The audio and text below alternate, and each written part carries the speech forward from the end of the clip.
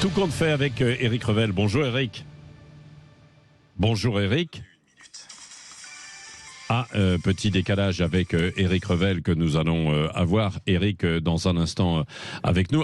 Voilà, Éric m'entend. Je Bonjour. suis là, oui, je vous entends, Patrick. Alors, Elisabeth Borne, dans la surprise générale, consciente que la hausse des prix des carburants était intenable, ajoutée à l'envolée des prix sur la nourriture, a annoncé la vente à perte du carburant. Quel est son but ? Oui, mais le but, c'est redonner du pouvoir d'achat aux Français, mais on sent quand même qu'il y a un certain affolement. Pourquoi ? Parce qu'on est en pleine présentation du budget 2024 par Bruno Le Maire. Bon, vous l'avez entendu, pas de bouclier tarifaire. Bon, pas de bouclier tarifaire parce qu'il ne faut pas alourdir les dépenses. Puis d'un autre côté, il ne faut pas toucher aux recettes. La fiscalité est très forte, mais ça rapporte 40 milliards d'euros. Donc, on a le sentiment que le gouvernement a bricolé une idée en disant, vous allez pouvoir vendre du carburant à perte. Enfin, ce qui manque pas de sel quand même au passage, avant de développer, Patrick, c'est que le gouvernement rend illégale une loi de 1963 sur l'interdiction de la vente à perte, même si c'est pour quelques mois. Bon, c'est quand même incroyable sur le fond, et vous allez le voir, pour un bénéfice très réduit pour les consommateurs. Oui, alors c'est ça. Mais alors, est-ce que c'est une fausse bonne idée, en quelque sorte ? Alors, c'est une fausse bonne idée, parce que je lisais là ce matin la note du cabinet Asterès qui a planché rapidement sur ce sujet de vente à perte du carburant. Que dit ce cabinet Asterès, fait d'analyse sérieux ? Il dit qu'en fait, ça aura pratiquement pas d'impact sur le prix à la pompe, quelques centimes. En revanche, mettez-vous à la place des 2200 stations-service indépendantes en France. Leur marge, elle est peut-être de 1 à 2 centimes sur le litre. Bon, ils gagnent peu d'argent, mais ils le gagnent là-dessus. Si elles vendent à perte ces 2200 stations indépendantes, c'est la mort subite dans leur commerce. Si elles ne s'alignent pas, en revanche, c'est la mort différée, parce que les automobilistes iront où ?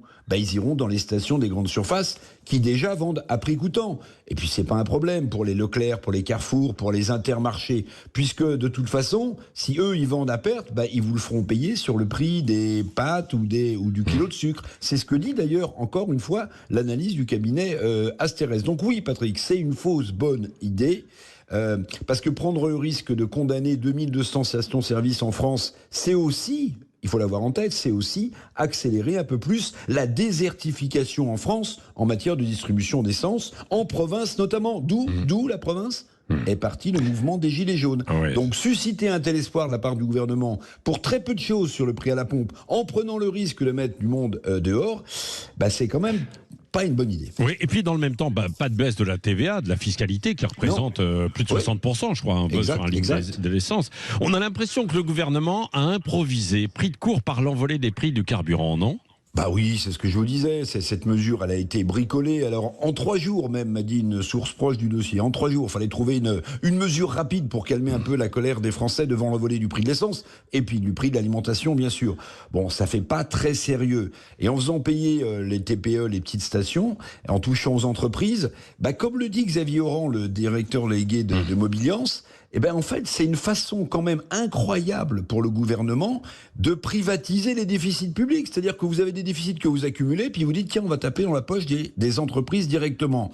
Le syndicat Mobiliance, d'ailleurs, qui représente 5800 stations hors grande surface, sera reçu par Bruno Le Maire à Bercy tout à l'heure. Le syndicat va dire, si on doit mettre ça en place, si on peut se le permettre, il faut des aides financières, monsieur le ministre des Finances. Alors des aides financières pour colmater des prix qui s'envolent, vous avouerez que le gain est pour l'État, pour le consommateur, est quasi nul. Oui, absolument. Et Xavier Oran, on le recevra justement après la rencontre qui est prévue. Merci Éric Revel, vous revenez tout à l'heure à 8h15 dans Dites-le franchement.